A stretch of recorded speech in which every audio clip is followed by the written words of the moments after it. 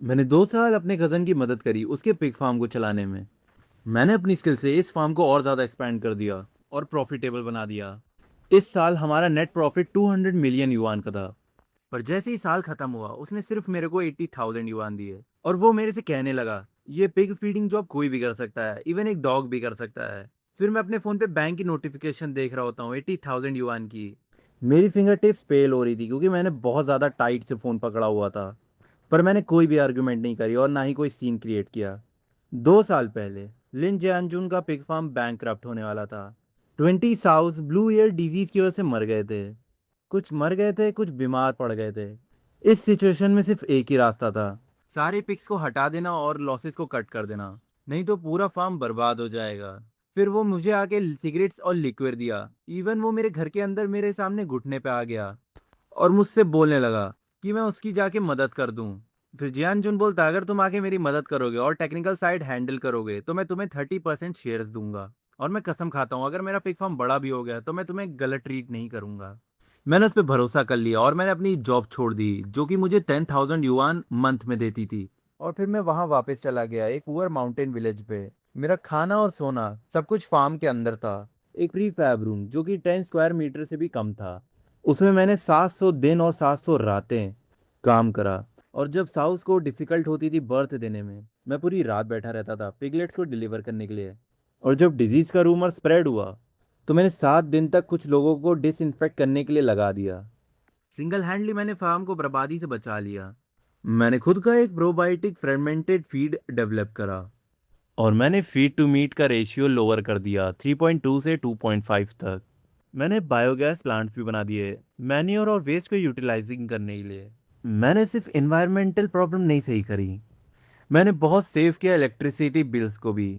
बस 2 साल में ही ये बैंकरप्ट होने वाला स्मॉल पिग फार्म एक बहुत बड़ा और फेमस फार्म बन गया, वो भी एक पूरे टाउन में। इस साल 2 ग्रुप फैटिंग पिग्स की वजह से हमारा नेट प्रॉफिट 2 मिलियन युआन तक चला गया। पर जब इसे डिवाइड करने की बात आई, जो मेरे को 30% स्टेक प्रॉमिस किया गया था, वो बस एक 80,000 युआन हार्डशिप अलाउंस बन गया। फिर सीन शिफ्ट होता है, फिर हम देखते हैं चेन फांग जियानजुन के ऑफिस में होता है। वो जियानजुन से बोलता है, ब्रदर जियानजुन, जो आपने 2 साल पहले 30% स्टेक की बात करी थी, क्या वो काउंट हो रहा है? फिर जियानजुन जोर से हंसते हुए बोलता है, वो तो मैंने ऐसी मजाक में कह दिया था और तुमने मेरे पे भरोसा भी कर लिया। तुम बस एक गरीब बच्चे हो। अगर मैं तुम्हें अपने साथ नहीं भी रखता तो तुम्हारे पास खाने के भी पैसे नहीं थे। और अब तुम्हारी हिम्मत हो रही है कि तुम मेरे से शेयर्स के बारे में बात करो। अगर तुम्हें लग रहा है ये तुम्हारे लिए सही है तो कैश लेके यहाँ से निकल जाओ। और अगले साल मुझे तुम्हारी जरूरत नहीं इस फार्म में। फिर फार्म के बाहर दो लोग बात कर रहे होते हैं। चैंग सेंग सही में एक हॉनेस्ट गाय है। उसने 2 साल तक रात दिन काम किया और उसे सिर्फ 80,000 युआन मिला, ये बहुत बुरा है। फिर वो आदमी कहता है, लिन जियांजुन अब विलेज का सबसे अमीर आदमी है। हम लोग अफोर्ड नहीं कर सकते उसके खिलाफ खड़ा होना, इसलिए क्योंकि उसके पास कोई कैपिटल नहीं है। जो आदमी था जिसने लैंड और मनी प्रोवाइड करी, वो बस एक वर्कर था। फिर हम देखते हैं चेंग फेंग एक आदमी के साथ होता है। किसी भी एक आदमी ने मेरे लिए नहीं बोला, इवन विलेज चीफ भी, ओल्ड वांग, अपना हाथ पीछे करके खड़े रहे बस। बिना कुछ कहे मेरे पेरेंट्स मेरे पीछे आ गए और बहुत ज़्यादा ही गुस्से में थे और तैयार थे आर्ग्यू करने के लिए। पर मैंने उनको ये नहीं करने दिया। फिर मैंने लिन जियानजुन के फेस को देखा और सोचने लगा, मेरा प्लान पहले से तैयार होने लग गया मेरे दिमाग में। और फिर मैंने उससे बोला, ठीक है 80,000, मैं ये पैसे ले लेता हूँ। लिन जियानजुन थोड़ी देर के लिए शॉक हो गया। उसने ये नहीं सोचा था कि मैं इतनी आसानी से पीछे हट जाऊंगा। फिर वो और ज्यादा घमंड के साथ हंसने लगा। फिर लिन जियानजुन चेंग फैंग से बोलता है, स्मार्ट मूव किड, ये पैसे लो और जाके सिटी में जॉब ढूंढ लो। विलेज में अब ज्यादा मत घूमो। पिक्स को बड़ा करना ये तुम जैसे बच्चों के काम नहीं है।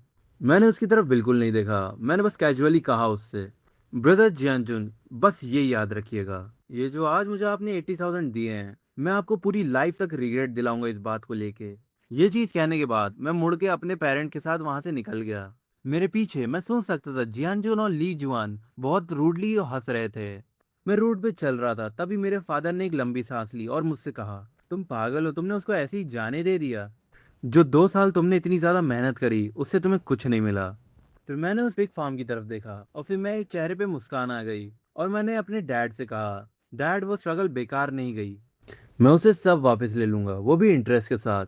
फिर हम देखते हैं चंग फेंग अपने रूम में बैठा होता है और वो सोच रहा होता है, वो सोच रहा होगा जो 80,000 मेरे हाथ में है उससे सिर्फ मैं यहाँ से निकल के एक लेबर का काम ही कर पाऊंगा।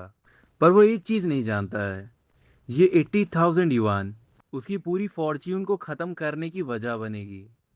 मैं घर आने के बाद मैंने अपने आप को रूम में बंद कर लिया और मैंने एक नोटबुक खोली जिसमें 2 साल का पिग रेजिंग डेटा था। उसमें हर बैच के पिग्स का सर्वाइवल रेट का रिकॉर्ड था, फीड टू मीट रेशियो और एपिडेमिक कंट्रोल प्लान्स थे, फर्मेंटेड फीड फॉर्मूलाज और comprehensive eco pig farming plan भी था।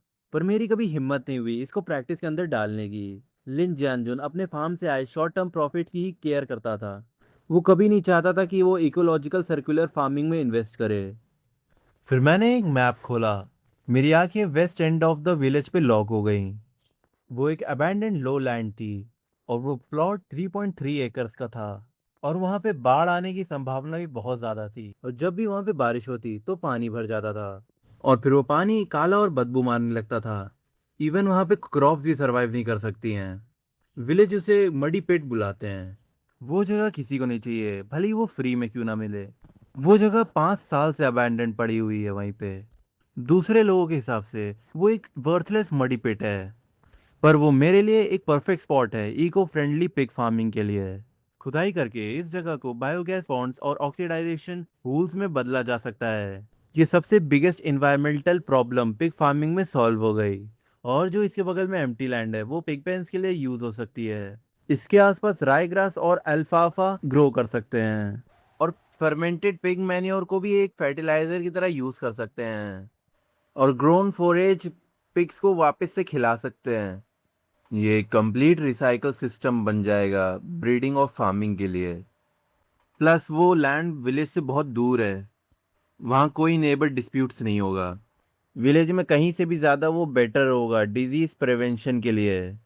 फिर सीन शिफ्ट होता है। फिर हम अगली सुबह का सीन देखते हैं जहाँ पे चंगफेंग कहीं भागते हुए जा रहा होता है और वो सोच रहा होता है। अगली सुबह ये 80,000 युआन लेके मैं डायरेक्ट विलेज कमिटी के पास पहुंचा। जो ओल्ड वांग था, विलेज चीफ, उसने मेरे को शॉकिंग तरीके से देखा। फिर ओल्ड फांग चेंगफैंग से बोलता है, तुम यहाँ किस लिए आए हो? अगर तुम कल के लिए आए हो जो जियाजू ने तुम्हारे साथ किया है तो अंकल भी इसमें कुछ नहीं कर सकते हैं। वो अब एक मेन टैक्स पेयर है इस विलेज के अंदर। फिर चेन फैंग टेबल पे एक पेपर रख के बोलता है, अंकल वांग, मैं यहाँ पास्ट के बारे में आर्ग्यू नहीं करने आया हूँ। मुझे वो मडी पिट चाहिए जो विलेज के वेस्ट एंड में है। 5 साल का कितना रेंट होगा? फिर ओल्ड वांग शौक में कहता है, क्या तुम्हें वो मडी पिट चाहिए? तुम पागल हो, जाजू ने क्या तुम्हारा दिमाग भी खराब कर दिया? वहां तो ग्रास तक नहीं उगती है, तो तुम लीज पे क्यों लोगे? वो जगह किसी को नहीं चाहिए, भली वो फ्री में क्यों ना मिले। फिर चेंग फैंग बोलता है, मैं एक इकोलॉजिकल ब्रीडिंग पिग फार्म बनाना चाहता हूँ। फिर ओल्ड वांग बोलता है, पर वहां पे फ्लड हमेशा आता रहता है, तुम वहां पे एक फाउंडेशन भी नहीं बिछा सकते हो। तो ये तो भूल ही जाओ कि तुम वहां पिग पेन्स बिल्ड कर पाओगे। और वैसे भी तुम्हारे पास सिर्फ 80,000 युआन ही है और लैंड को रेंट पे लेना, शेड्स को बिल्ड करना और पिगलेट्स को खरीदना, हर एक स्टेप में पैसे लगेंगे। तुम मेरी एडवाइस मानो, जो तुमने इतने मेहनत से पैसा कमाया है उसे वेस्ट मत करो। फिर चेंग फेंग बोलता है, अंकल वांग, मेरे को पता है कि मैं क्या कर रहा हूँ, आप बस मेरे को ये बताइए कि लैंड का कॉस्ट कितना है। ओल्ड वांग ने देखा कि मैं कितना ज़्यादा डिटरमाइंड हूँ। फिर ओल्ड वांग गहरी सांस लेके बोलता है, वैसे भी वो लैंड वेस्ट ही जाएगी। अगर तुम्हें वो सही में चाहिए तो 1,000 युआन पर ईयर होगा। पर मैं तुम्हें एक चीज़ क्लियर कर दूं, अगर तुम्हारे पैसे बेकार गए तो विलेज इस चीज़ का रिस्पॉन्सिबल नहीं है। हम तुम्हारा कोई भी लॉस कवर नहीं करेंगे। फिर चेंग फेंग बोलता है, ठीक है, मैं इसको 5 ईयर्स के लिए लीज करता हूँ। फिर मैंने कॉन्ट्रैक्ट पे साइन कर दिया और रेड थंब प्रिंट से स्टैम्प कर दिया और मैंने 5 साल का पूरा पेमेंट कर दिया, 5,000 युआन। और फिर मेरे पास सिर्फ 45,000 युआन बचे। पूरे विलेज में न्यूज़ फैल गई। शाम तक पूरे विलेज को ये चीज़ पता चल गई। जब मैं मडी पिट को चेक करने के लिए पहुंचा, विलेजेस का क्राउड मुझे गैदर्ड हुआ देखने के लिए। वो लोग पॉइंट कर रहे थे और गॉसिप कर रहे थे। वहां एक आदमी बोल रहा होता है, ये सही में बहुत क्रेजी है, सही में क्रेजी है। जो तुमने बहुत ज्यादा मेहनत करके 80,000 कमाया उससे तुम मडी स्वैम्स में पिग्स को रेस करोगे। लिन जियाजून सही था, इस किड को सही में काम करना नहीं आता ढंग से। इसमें कोई हैरानी की बात नहीं है कि सिर्फ वो पिग्स को फीड ही कर सकता है, वो भी दूसरों के लिए। इवन वाइल्ड डॉग्स भी उस जगह पे नहीं जाते हैं, और वो सोच रहा है वहां पे वो पिग्स को रेस करेगा।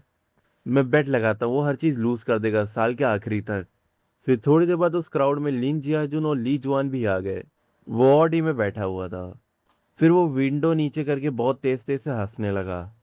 फिर वो मेरे से आगे बोलता है, चेंग फैंग, अगर तुम्हें लग रहा है 80,000 युआन तुम्हारे पॉकेट के होल को जला रहे हैं, तो मैं तुम्हें सिटी ले जा सकता हूँ थोड़े बहुत मजे करने के लिए। क्यों इस मडी स्वॉप पे पैसे वेस्ट करना? अगर तुम्हें सही में पिक्स को रेस करना है तो मेरे असिस्टेंट बन जाओ। मैं तुम्हें मंथली 3,000 पे करूंगा, प्लस एक रूम और एक बोर्ड दूंगा। फिर ली जुआन जियाजुन से बोलती है, जियाजुन उसको टीज मत करो, वो अब एक बॉस बनना चाहता है। मुझे ये नहीं पता कि ये मडी स्वॉम्प सही में गोल्डन स्पिक्स प्रोड्यूस कर सकता है। मैंने उन सबको इग्नोर कर दिया। मैंने चेस्ट हाई वेडर्स पहना और मैं फ्रीजिंग मड वाटर में चलने लग गया। मैंने पानी की गहराई और उसका टेरेन नापा। जो नोटबुक मेरे हाथ में थी उसमें हर एक पॉइंट की सिंगल डेटा रिकॉर्डेड थी। जो सिल्ट मडी स्वैप में था वो ब्लैक और फोल स्मेलिंग कर रहा था। मेरे पैर कांपने लगे, पर मेरे अंदर की आग नहीं बुझी। लिन जियानजुन, तुम्हें लगता है वो पिग फार्म लेके तुमने मेरे से सब कुछ ले लिया? तुम गलत हो। जो सही में एक वैल्यूएबल थिंग थी वो कभी भी पिग पेंस नहीं थे, पर वो टेक्नोलॉजी जो मेरे हेड में है और जो एक्सपीरियंस मैंने 2 साल में गेन करा है। जितना एरोगेंट तुम आज हो, तुम उतने ही पैथेटिक हो गए 6 मंथ के अंदर। फिर मैं एक मेजरिंग रॉड लेके मेजर करने लग गया और मेरे को स्वेट आ रहा था, फिर भी मैं उस मडी वाटर में काम करता रहा। तभी एक वाइट पिकअप ट्रक मेरे पास आई। उसमें से एक लड़की निकली जिसने आउटडोर जैकेट पहनी हुई थी। फिर वो मेरे पास आई। फिर वो लड़की चंग फेंग से कहती है, हेलो, मैं सू कुइंग हूँ। मैं एक टेक्नीशियन हूँ काउंटी एनिमल हस्बेंड्री और वेटरनरी स्टेशन से। मैं आपके टाउन में ट्रांसफ़र हुई हूँ एपिडेमिक प्रिवेंशन को हैंडल करने के लिए। मैं आज एक राउंड लूंगी कंट्री साइड में। मैंने सुना है कोई इकोलॉजिकल पिग फार्म बना रहा है, वो भी इस स्वैम्प में। तो मैं यहाँ देखने आ गई। मैं एक मोमेंट के लिए स्टंट रह गया। मैंने ऊपर देखा और सनलाइट उसके फेस पे आ रही थी और उसकी आंखें स्टार्स की तरह चमक रही थी। मैंने कभी इमेजिन नहीं किया था कि ये लड़की जिससे मैं कभी नहीं मिला, वो मेरी एक बहुत रिलायबल पार्टनर बन जाएगी मेरे कमबैक की जर्नी में। सूचिंग मेरे बगल में बैठी और उसने थोड़ी सी सिल्ट उठाई और उसने वो स्मेल करी और फिर उसने साइट प्लानिंग मैप देखा जो मेरे हाथ में था। उसकी आंखें और ज़्यादा ही वाइड होती जा रही थी। फिर सूचिंग चेंगफेंग से बोलती है, तुम्हारा ये जो प्लान है ecological cycle model combining planting and breeding का और drainage ditches, biogas digesters, oxidisation Pond's and forage planting areas का, ये जोनिंग बहुत ज़्यादा ही क्लियर है। तुमने एपिडेमिक प्रिवेंशन बफर जोन्स के बाहर मार्क करा हुआ है। क्या तुमने इस चीज़ को स्टडी करा है? फिर चेंग फैंग सूचिन से बोलता है, मैंने एनिमल साइंस स्टडी करा अपने कॉलेज में और मैंने एक बहुत बड़े ब्रीडिंग ग्रुप में काम भी करा है 2 साल के लिए। फिर मैंने थोड़ा सा हंस के उसे एक बुक दी जो कि मेरे हाथ में थी। ये फर्मेंटेड फीड फार्मूला है जो कि मैंने बनाया है डिजीज प्रिवेंशन प्लान के साथ और कंस्ट्रक्शन स्टैंडर्ड्स, वो भी पिग फार्म के लिए। फिर सूचिन उस बुक के पेजेस पलटने लगी। वो जितना ही पढ़ रही थी वो उतना ही सरप्राइज हो रही थी। फाइनली फिर उसने पढ़ के मेरी तरफ देखा। तुम्हारा प्लान स्टैंडर्ड प्लान से ज़्यादा ही प्रोफेशनल है। हमारा स्टेशन कुछ इंडिविजुअल फार्मर्स को प्रोवाइड करेगा, स्पेशली ये प्रोबायोटिक फर्मेंटेड फीड फार्मूला। ये फीड टू मीट का रेशियो कम कर सकता है 2.5 तक। जो इंडिविजुअल फार्मर्स होते हैं उनने कभी ये चीज़ का सपना भी नहीं देखा होगा। उसकी ये बात से मुझे बहुत अच्छा लगा। फिर चेंग फेंग बोलता है, 2 साल से लिन जैनजुन सिर्फ अपने पिक्स का वेट बढ़ाने में ही ध्यान देता है। उसने कभी ये परवाह नहीं करी कि मेरी टेक्नोलॉजीज कितनी वैल्यूबल है। पर पहली बार किसी ने मेरे प्लान के ब्रिलियंस को समझा। मैं सही में ये वाला मॉडल पुराने वाले पिग फार्म में इम्प्लीमेंट करना चाहता था, पर जो बॉस था वो सिर्फ शॉर्ट टर्म गेन्स की परवाह करता था और वो इसीलिए कभी इन चीज़ों में पैसे इन्वेस्ट नहीं करता था। मैंने एक स्माइल के साथ सबको समझा दिया कि लिन जानजुन के साथ क्या हुआ था। सूचिन ने जब मेरी बातें सुनी तो उसकी आईब्रोज टाइटली फरोड हो गई। फिर सूचिन बोलती है, ये बहुत बेकार है, ये बेसिकली तुम्हारे टेक्निकल अचीवमेंट्स की चोरी हो रही है। पर जो भी हुआ अच्छे के लिए हुआ। अब तुम खुद से कर सकते हो ये चीज़। अब तुम इस मॉडल के फुल्ली एडवांटेज को बाहर ला सकते हो। फिर सूचिन ग्राउंड पे बैठी और एक पेन लिया और फिर वो मेरे प्लानिंग मैप में चेंजेस करने लगी। फिर सूचिन चेंगफैंग को समझाने लगी, तुम्हें पूरे गड्ढे को भरकर सीधा करने की जरूरत नहीं है। जमीन की बनावट के मुताबिक 3 मेन ड्रेनेज डिचेस करवा दो। उससे मेन पॉन्ड कन्वर्जिंग हो जाएगा साउथ में और बॉटम को ग्रेवल से लाइन कर दो ताकि सिल्ट ब्लॉकेज प्रिवेंट हो। और रिजर्वॉयर को हाईएस्ट पॉइंट पे बिल्ड करो। वो वाटर प्रोवाइड करेगा फोरेज के लिए ड्राई सीजन्स में। और ड्रेन फ्लड्स रेनी सीजन्स में। पिग पेंस को हाईएस्ट ग्राउंड के नॉर्थ में बिल्ड करना चाहिए। फिर वो ऐसे ही अपने सारे प्लान्स के चेंजेस बताने लगती है। फिर वो बोलती है एक बार ये लैंड रेनोवेट हो गई तो फिर तुम एटलीस्ट 2 स्टैंडर्डाइज पिग पेंस बना पाओगे। तुम 80 बेसिक साउस रखना और 1500 फैटिंग पिग्स को एनुअली प्रोड्यूस करना।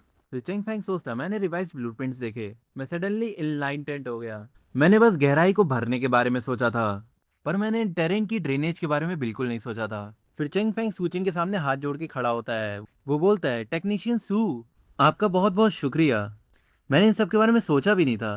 फिर सूचिन बोलती है मेरे को टेक्नीशियन सू मत बुलाओ, मेरे को बस सूचिन बुलाओ। फिर सूचिन बताती है मैं प्रोविनिकल एकेडमी से एक एग्रीकल्चरल साइंस करके आई हूँ, क्योंकि मैं हमारे लोकल फार्मर्स की मदद करना चाहती थी साइंटिफिक ब्रीडिंग की मदद से। तुम पहले ऐसे इंडिविजुअल फार्मर हो जिससे मैं मिली हूँ, जो कि इकोलॉजिकल ब्रीडिंग समझता है, और तुम्हारे पास कंप्लीट प्लान भी है। अगर तुम चाहो तो मैं तुम्हारी टेक्निकल कंसल्टेंट बन सकती हूँ, वो भी फ्री में। मैं स्टन रह गया, मैं बिलीव नहीं कर पा रहा था अपनी कानों पे। मैं घबरा रहा था अपने स्टार्टअप कैपिटल को लेके, और मेरे पास कोई मदद करने को भी नहीं था साइड इंस्पेक्शन और पॉलिसी एप्लीकेशंस के लिए। पर सू चेंग की अपीयरेंस एकदम एक गॉड सेंड की तरह है।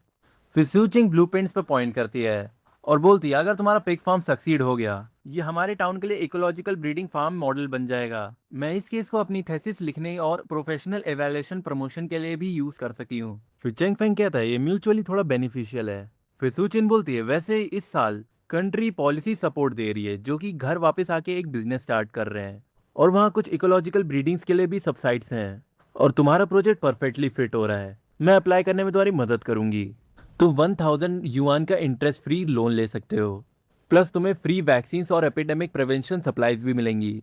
फिर चेंग फेंग सोच रहा होता है इन वर्ड्स ने मेरी डायरेक्टली बिगेस्ट प्रॉब्लम को सॉल्व कर दिया। मैंने जब लैंड के लिए पे किया 80,000 युआन, तो मेरे पास अब सिर्फ 45,000 युआन ही बच गए। पेंस को बिल्ड करना, पिगलेट्स खरीदना और बाइंग फीड, हर चीज को पैसे चाहिए। मैं सोच रहा था इसे आराम से करूंगा, स्लोली। ये इंटरेस्ट फ्री लोन के साथ मैं एक स्टैंडर्डाइज्ड पिग पेंस बना सकता हूँ, वो भी एक बारी में। उस शाम को सूचंग और मैं पॉन्ड के पास 4 घंटे पूरे बैठे रहे। हम लोग फाइनलाइजिंग कर रहे थे कंस्ट्रक्शन प्लान को। हर डिटेल रिफाइंड थी, वो भी एक्सट्रीम पे। पर जैसे ही सूरज ढलने लगा, सूचैंग को टाउन जाना पड़ा। जाने से पहले उसने मेरे से बोला मैं तुम्हें पॉलिसी एप्लीकेशन और मटेरियल्स कल भेज दूंगी, तुम अपनी आईडी और कॉन्ट्रैक्ट प्रिपेयर कर लो। कल मैं आके तुम्हें कंट्री ले जाऊंगी पेपर वर्क कराने के लिए, ये 1 हफ्ते में अप्रूव हो जाएगा। फिर चेंग फेंग बोलता है बहुत बहुत शुक्रिया। मैंने उसकी तरफ देखा और मेरा हार्ट एकदम ग्रेटिट्यूड से भर गया। फिर सू चिन बोलती है मुझे शुक्रिया मत करो, मैं तुम्हारी टेक्नोलॉजी में बिलीव करती हूँ, और इस प्रोजेक्ट में भी। फिर उसने हाथ वेव किया और वो अपनी पिकअप में चली गई। मैं वहां खड़े होकर अपने प्लानिंग मैप को देख रहा था, जो रिवीजन से कवर था। मैं और ज्यादा ही कॉन्फिडेंट फील कर रहा था। लिन जैनजुन, तुम्हें लगा कि तुम्हारे पिग फार्म लेने से मैं भूखा मर जाऊंगा, पर तुमने कभी इमेजिन भी नहीं किया होगा कि मैं ही नहीं हूँ जिसके पास टेक्नोलॉजी है, पर अब मेरे पास पॉलिसी सपोर्ट है और एक प्रोफेशनल टेक्निकल पार्टनर भी है। तुम जब तक विलेज में अपनी ऑडी से घूमोगे, मैं तब तक इस मडी स्वैम में सीड्स प्लांट कर चुका हूँगा। फिर तुम कंप्लीटली कोलैप्स हो जाओगे। फिर मैं उस रात जब घर गया, मैंने अपने पेरेंट्स को सपोर्ट पॉलिसी अप्लाइंग के बारे में बताया। उनके वरीड हार्ट्स फाइनली सेटल्ड हो गए। फिर चेंग फेंग की मॉम चेंग फेंग से कहती हैं चेंग फेंग, मॉम को पता था तुम कैपेबल हो, हमने तुम्हें पहले गलत समझा। मैं एग खा रहा था तभी मेरा फोन बजने लगा। वो लिन जियानजुन था जो मुझे कॉल कर रहा था। उसकी टोन एकदम मजाक में लग रही थी। लिन जियानजुन उससे बोलता है चेन फांग, मैंने सुना तुमने किसी लड़की को ढूंढ लिया जो एनिमल हस्बेंड्री स्टेशन से है। तुम स्कैम मत होना, वो एक फ्रॉड है। एक औरत क्या ही जानेगी पिग्स को रेस करने के बारे में। मेरी एडवाइस मानो और उस मडी स्वैन से वापस आ जाओ और मेरे लिए काम करने लग जाओ। मैं तुम्हें 500 युआन दूंगा रेस का, नहीं तो तुम साल के आखिरी तक सब कुछ खो दोगे। फिर चेन फैंग बोलता है नहीं शुक्रिया ब्रदर जियानजुन, आपको घबराने की जरूरत नहीं है मेरे पिग फार्म के लिए। आपको अपने पिग फार्म पे ज्यादा ध्यान देना चाहिए। स्प्रिंग पीक सीजन है मॉस्किटोज और फ्लाइज के लिए, और आपका डिसइंफेक्शन प्रोटोकॉल्स फुल है लूप होल से। मेरे को ब्लेम नहीं करिएगा अगर आपके सारे पिक्स मर जाते हैं तो। ये कहने के बाद मैं तुरंत कॉल कट कर देता हूँ और मैं उसका नंबर ब्लैक लिस्ट में डाल देता हूँ। वो पक्का ये सोच रहा होगा कि मैं उसे कर्ज कर रहा हूँ, पर उसको ये नहीं पता कि मैं उसे सही में सच बता रहा हूँ। उसके सारे फार्म के प्रिवेंशन प्रोटोकॉल्स पहले मेरे ही जरिए सेट करे गए थे, और जब मैंने छोड़ दिया उसने डिसइंफेक्शन और प्रिवेंशन को बिल्कुल सीरियस नहीं लिया। पैसे बचाने के लिए वो चीप बोटल लेग वैक्सीन का यूज करता था। जो पीक स्प्रिंग एपिडेमिक डिजीज होगी वो उसका पहला मेजर हर्डल होगा, और मेरे लिए मुझे बस अपने काम पे फोकस करना है। और वेट करके उसको देखते रहना बर्बादी की तरफ जाते हुए। फिर लैंटन फेस्टिवल के बाद काउंटी सपोर्ट पॉलिसी अप्रूव हो गया। एक 100,000 एंटरप्रेन्योरशिप लोन, वो भी वुक्शी से, वो डायरेक्टली मेरे अकाउंट में ट्रांसफर हो गया। और मुझे कुछ फ्री वैक्सीन और डिसइंफेक्टेंट्स अप्रूव हो गए काउंटी एनिमल हस्बेंड्री स्टेशन से। वो इतना था कि एक पूरी पिकअप ट्रक भर गई थी। सूचिंग ने जो बोला उसने वो किया। सिर्फ उसने पेपर वर्क हैंडल करने में मेरी मदद नहीं की, बल्कि उसने मेरे को टाउन्स कंस्ट्रक्शन टीम से कांटेक्ट करने में भी मदद करी, ताकि मैं पिग पेंस बना पाऊँ, वो भी लोएस्ट प्राइस में। सारे विलेजर्स वहाँ गैदर्ड हो गए एक्साइटमेंट को देखने के लिए। वो देख रहे थे वो originally overgrown muddy pond change हो रहा था दिन ब दिन। फिर वहाँ एक आदमी विलेज चीफ के पास आता और बोलता है, मैंने नहीं एक्सपेक्ट किया था कि ये मडी पॉन्ड ऐसा भी दिख सकता है। देखिए कितना नीटली ड्रेनेज डिचेस को डक किया गया है। ये लिन जानजून्स के पिग फार्म से भी ज्यादा प्रोफेशनल है। मुझे लगता है ये किड अपने लिए सही में कुछ बना सकता है। जब लिन जानजून को इन सब बातों के बारे में पता चला, वो और ज्यादा आराम से बैठ नहीं पाया और वो बार बार अपनी ऑडी पॉन्ड के पास लाता रहता था और मेरे को गालियां देता रहता था। पर मैंने उसे कंप्लीटली इग्नोर करा। मुझे पता था कि वो एंशियस हो रहा है। उसको इस बात का डर था कि मैं अपना पिग फार्म सही में सक्सेस ना कर लूं, कहीं मैं उसका मेजर लाइफ स्टॉक फार्मर का टाइटल चुरा ना लूं। और वो एक और बात से ज्यादा डरता था कि कहीं विलेजर्स को पता ना चल जाए कि जो उसका पुराना पिग फार्म था, उसकी सक्सेस पूरी मेरी टेक्निकल एक्सपर्टीज पे डिपेंड थी। फिर कुछ दिन बाद एक मुसीबत आ गई। उस रात जब कंस्ट्रक्शन टीम ने अपना काम खत्म किया था फाउंडेशन पिग पेंस के लिए, और उनने ग्राउंड में प्रिपेयर कर दिया सीमेंट डाल के, पर अगले दिन मॉर्निंग में मैं साइट पे आया। मैं बहुत ज्यादा ही गुस्से में आ गया, क्योंकि जो नया ग्राउंड लेड हुआ था मेम्ब्रेन का, उसको किसी ने सीजर्स की मदद से पीसेस में काट दिया था। जो नए नए ड्रेनेज डिचेस बने थे वो टाइटली ब्लॉक हो गए डर्ट और स्टोन से, और जो वाटर स्टोर हुआ था रेजोवोयर में वो कम्प्लीटली ड्रेन हो गया। फिर चेंगफेंग से कंस्ट्रक्शन टीम का वर्कर आगे बोलता है, ये डेफिनेटली किसी ने पर्पस से किया है। कल जब हम लोग यहाँ से गए तब तक सब कुछ ठीक था, लॉक भी प्राइड ओपन था।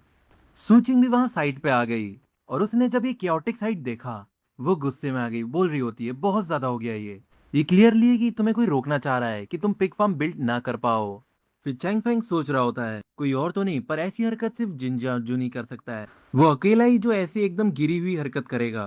फिर चैंग फेंग सूचिन से कहता है, मेरे को एग्जैक्टली पता है कि किसने ये करा है। कल आफ्टरनून में लिन जियानजुन मेरी साइट को देखने के लिए आया था। उसने सरकास्टिकली वे में बोला कि मेरा पिग पेंस बहुत वियर्ड वे में बना हुआ है। फिर सूचिन ने मेरी तरफ देखा और मुझसे पूछा, क्या हम लोग फिर पुलिस को बुलाएं?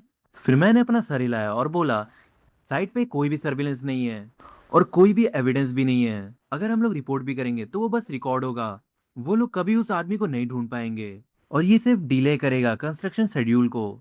लिन जियानजुन ने यही सोचा होगा, तभी वो इतना ज्यादा ब्रेजन है। कोई जरूरत नहीं पुलिस को बुलाने की। मैं नीचे बैठ के देख रहा था वो मेम्ब्रेन पे जो स्लैशेस लगे हुए थे। फिर मेरे चेहरे पे एक कोल्ड सी स्माइल आई। वो मेरा कंस्ट्रक्शन शेड्यूल डिले करना चाहता है, पर मैं उसको ये चीज नहीं करने दूंगा। उसको लग रहा है मेम्ब्रेन पे स्लैशेस मारने से और डिचेस को ब्लॉक करने से वो मुझे रोक देगा। फिर मैंने इमीडिएटली डिस्कस किया कंस्ट्रक्शन टीम के फोरमैन से, और हम लोग ने रीएडजस्ट किया कंस्ट्रक्शन सीक्वेंस को। हम लोग पहले पिग पेंस का मेन फ्रेम बनाएंगे और ड्रेनेज डिचेस को क्लियर करेंगे, और दो लोगों का ग्रुप सेम टाइम पे काम करेगा। वर्कर्स आराम कर सकते हैं पर मशीन्स नहीं। सब लोग घड़ी के हिसाब से काम करेंगे। सुबह से लेकर रात तक बिजी रहो, और एक दिन और एक रात में ये डैमेज साइट फुल्ली रिस्टोर हो जाएगी। फिर आखिरी पीस मेम्ब्रेन का वहां पे लेड हो गया। फिर मैंने अपनी ब्रांड न्यू साइट पे देखा और मैंने कोई भी रिपल ऑफ इमोशन नहीं फील किया। लिन जानजुन ये सिर्फ शुरुआत थी। जितनी तुम ट्रबल करोगे उतना ब्यूटीफुल इस पिग फार्म को मैं बनाऊंगा। मैंने सूचिन से मदद मांगी साइट्स के 4 कॉर्नर्स में कैमरा इंस्टॉल करने के लिए, और 24 घंटे की वीडियो इस क्लाउड में स्टोर होती रहेगी। अगर किसी ने डीवीआर को तोड़ भी दिया तो फुटेज तब भी डिलीट नहीं होगी। मैंने सही कैलकुलेट किया, लिन जियानजुन वहीं नहीं रुका। 3 दिन के अंदर रूमर पूरे विलेज में फैलने लग गए। क्या तुम लोग ने सुना है, चेंगफेंग का जो पिग फार्म है वो एक बहुत बड़े ग्रेव साइट पे बना हुआ है। वहां की येन एनर्जी बहुत हैवी है। जो वहां पे पिग रेज होंगे वो जर्म्स कैरी करेंगे।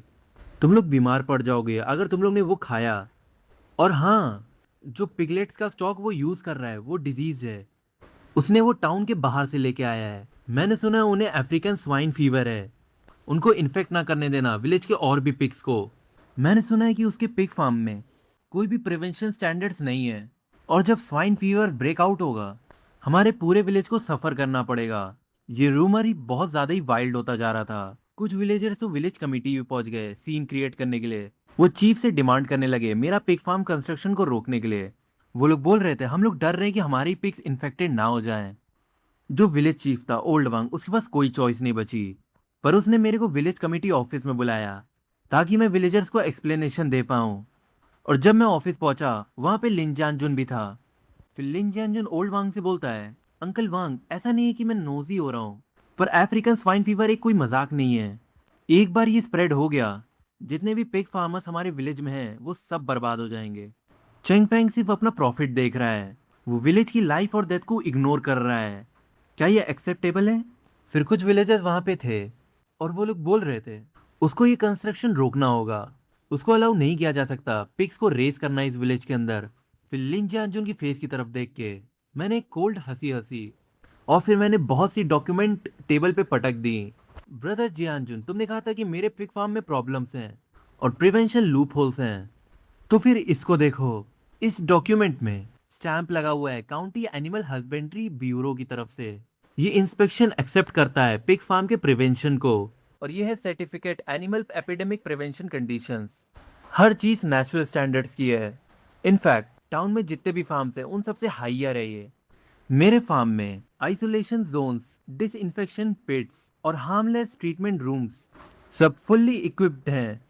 सारी प्रोसेस इंस्पेक्टेड और अप्रूव्ड हुई है काउंटी एनिमल हस्बेंड्री ब्यूरो से। और ये पूरा पेपर वर्क है और ये पूरा इलीगल और कंप्लायंट है। मैंने एक और स्टैक डॉक्यूमेंट की निकाली और जियानजुन के सामने फेंक दिया। ये तुम्हारे लिए ब्रदर जियानजुन। तुम्हारा pig farm last year fined हुआ था बाय काउंटी क्योंकि तुम्हारे इन्वायरमेंटल स्टैंडर्ड्स फेल कर गए थे। तुम्हारे बायोगैस डाइजेस्टर्स फिक्स्ड नहीं थे और मैन्योर डिस्चार्ज था डायरेक्टली रिवर में। तुम्हारे प्रिवेंशन प्रोटोकॉल्स बिल्कुल मेस थे। डिसइंफेक्शन रिकॉर्ड्स और वैक्सीनेशन लॉग्स, क्या तुम उनको प्रोड्यूस भी कर सकते हो? लास्ट मंथ तुमने वो बूटलेग वैक्सीन्स खरीदी थी, वो भी टाउन के बाहर से, और तुमने जब पिग्स को वैक्सीनेटेड किया 3 फिनिशिंग पिग्स मर गए। क्या तुम्हें लगता है विलेजर्स को इन सब चीज़ों के बारे में नहीं पता है? और तुम ये भी रूमर स्प्रेड कर रहे हो कि मेरे पिग्स को अफ्रीकन स्वाइन फीवर है। एनिमल एपिडेमिक प्रिवेंशन के लॉ के हिसाब से एनिमल एपिडेमिक्स के बारे में रूमर फैलाना एक लीगल लाइबिलिटी कैरी करता है। और मेरे पास वो रिकॉर्डिंग भी है जिसमें तुमने विलेजर्स को रूमर्स फैलाए हुए हैं। और मेरी सर्विलियंस से मेरे पास फुटेज भी है जिसमें तुमने रात में मेरी साइट पे सैबोटाज किया है। क्या तुम ये चीज़ देखना चाहोगे? और जैसे ही मैंने ये चीज़ कही लिन जियानजुन का फेस तुरंत पेल हो गया। वो अपनी चेयर से उछल गया, उसकी आंखें बिल्कुल पैनिक से भर गईं। उसने कभी भी ये चीज़ एक्सपेक्ट नहीं करी थी। मेरे पे सिर्फ लीगल परमिट्स ही नहीं थे, मेरे पे एविडेंस भी था जिसमें उसने रूमर्स फैलाए हुए थे। और मैंने उसे कैमरा में पकड़ा भी था सैबोटाज करते टाइम। जो विलेजर्स ये सब चीज़ों को हाइप कर रहे थे वो तुरंत शांत हो गए। वो एक अलग तरीके से लिन जियानजुन की तरफ देखने लगे। विलेज चीफ ओल्ड वांग उन रेड सील्स वाले डॉक्यूमेंट की तरफ देखने लगे। फिर उनने जिंग जियानजुन के पेल फेस की तरफ देखा। फिर विलेजर चीफ ओल्ड वांग जियानजुन से बोलते हैं जियानजुन, सही में तुमने लाइन क्रॉस कर दी है। चेंग फेंग के पिग फार्म के परमिट्स बिल्कुल ऑर्डर में हैं, वो कम्प्लीटली लीगल और कंप्लाइंट हैं। अगर तुमने फिर से रूमर फैलाया और ट्रबल कॉज करी तुम्हें विलेज छोड़ेगा नहीं। लिन जियानजुन अपना मुंह खोला बट वो एक शब्द नहीं बोल पाया। फिर जियानजुन उस कम्युनिटी ऑफिस से भाग गया। उसकी वापस पीछे देखने की हिम्मत तक नहीं हुई। मैंने अपने अंदर कुछ फील नहीं किया, ये बस मेरा एक पहला पंच था उसके फेस पे। आगे ऐसी चीजें अभी उसके लिए और वेट कर रही हैं। कंस्ट्रक्शन बहुत जल्दी हो रहा था, जितना मैंने एक्सपेक्ट किया था उससे भी ज्यादा। मार्च के आखिरी तक स्टैंडर्डाइज पिग बार्न्स पूरी तरह से कंप्लीट हो गए। काउंटी लाइवस्टॉक ब्यूरो के लीडर रिस्पेक्ट करने के लिए आए। उसी वक्त उनने मेरे पिग फार्म को बोला towns demonstration house hold ecological farming है ये। इवन वो मेरा मॉडल प्रमोट करना चाहते थे पूरी काउंटी में। सूचिंग ने मेरी मदद करी 2 काउंटी सेंटर पे कांटेक्ट करने के लिए। उनके पास प्योर ब्रेड लैंड केयर सोस और डोरोक बोर्स थे, और वो भी क्लियर ब्लड लाइन रिकॉर्ड्स के साथ और फास्ट ग्रोथ रेट्स के साथ। वो चाइना के अंदर करेंटली बेस्ट फैटिंग ब्रीड्स थे। और जो सबसे ज्यादा इंपॉर्टेंट है वो है ब्रीडिंग सेंटर के पास काउंटी पॉलिसी है रिटर्निंग एंटरप्रेन्योर्स को सपोर्ट करने की। क्वालिफाइड फार्मर्स क्रेडिट पे पिक्स ले सकते हैं पहले, और बाकी का पिक्स को बेचने के बाद पे कर सकते हैं, और एक भी पेनी इंटरेस्ट में नहीं लगेगी। जिस दिन हम लोग ने कॉन्ट्रैक्ट में साइन किया सूचिंग और मैं ब्रीडिंग सेंटर गए। फैक्ट्री मैनेजर ने मेरे फार्मिंग प्लान और वैक्सीनेशन सर्टिफिकेट्स पे देखा और इसी स्पॉट पे उसने डिसीजन बना लिया। उसने मुझे 10 purebred landrace gilts credit पे दिए। फिर वो मैनेजर सब कुछ कैलकुलेट करने लगता है, फिर वो मुझे अमाउंट बताता है। वो टोटल वैल्यू नियरली 200,000 युआन होती है।